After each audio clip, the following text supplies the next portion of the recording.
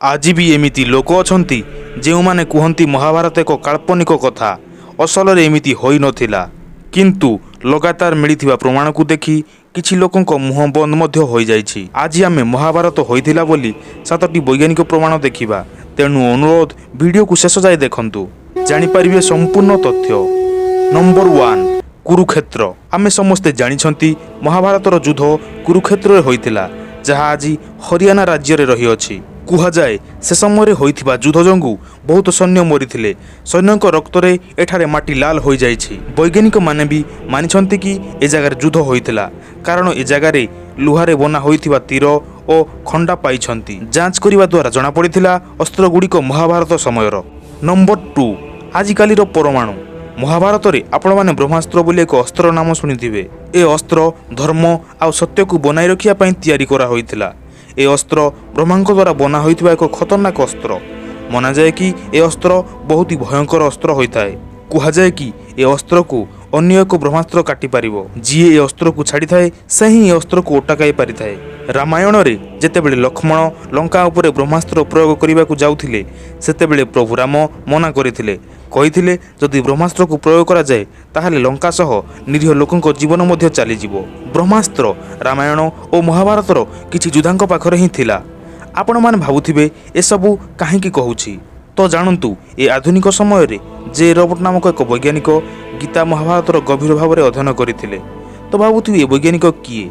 ए वैज्ञानिक को अमेरिका परमाणु बोमा बनिया पई देइथिला। तो देखंतु वैज्ञानिक केमिति भगवत गीता पढ़िला परे कांदी करी कोन कहिथिले। Line from the Hindu scripture, the Bhagavad Gita, the prince that he should do his duty and says, now I am become death, the destroyer of worlds. देखिरु जणा जाए महाभारत सत। नंबर 3 कन्नंकर अंगदेश। कुंतीकर बड़ पुत्र दानवीर कन्न अंगदेशर राजा थिले। तांकु दुर्योधन द्वारा उपहार रूप में अंगदेश को मिलिथिला, जहाकु आज उत्तर प्रदेशर गोंडा जिले में जना जाय थाए। ताहा सह जरासंध द्वारा राज्यर किछि अंश कन्न को दिया जिबार कहा जाए। आज ये जगह बिहार मुंगेर और भागलपुर जिला, जहाकु आज आमे दिल्ली कहि थांती, ताकु महाभारत समयर इंद्रप्रस्थ नाम जना जाउथला। नंबर 4 चक्रव्यूह पत्थर। हिमाचल प्रदेशर हमीरपुर जिलार सलसिंगीधार तले थिबा राजनगर गाँ एक ऐतिहासिक जगह नाम प्रसिद्ध।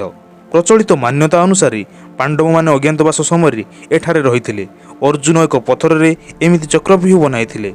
ए पत्थर को जदि ध्यान रे देखिबे भीतर को जीवार रास्ता तो देखा जाय थाए, किंतु बाहर को आसीबार रास्ता देखा जाय न थाए।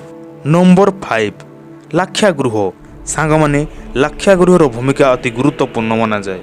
महाभारत रे लाक्षागृह रे पांडव माने को जळाइया पई प्लान करा होइथिला, किंतु सुडंग द्वारा बाहरी निजर जीवन बंचाइथिले, जहाकु आज बाड़ाबध वर्तमान बनाव नामक स्थान रे बना होइथिला।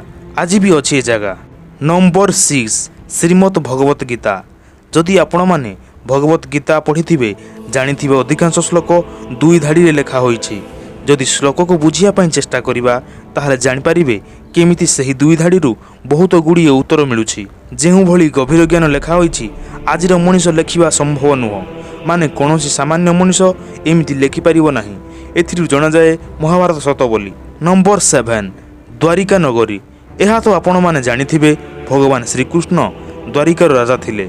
महाभारत रु जणा जाए जे द्वारिका नगरी जलमग्न हो जाइथिला। रिसर्चर मानकु गुजरातर पाखरे एक समुद्र तले एक पुराना सहर मिलिथिला। जणा जाए कि सही द्वारिका नगरी जहाकु महाभारत रे वर्णना करा होइछि। सांगमानी ए सब प्रमाण पाई सारा परे जानि पारिथिबे महाभारत सतरे होइथिला। ए सब को देखि आपण मानक कोन मत कमेंट करी जणांतु। आशा करूची वीडियो भलो लागिथिबो। जदि वीडियो भलो लागिछि लाइक करंतु, शेयर करी निजर सांग और रिलेटिव को जणांतु। जदि सब्सक्राइब करि नाहंती सब्सक्राइब करी पाखरे थिबा बेल आइकन को प्रेस करंतु।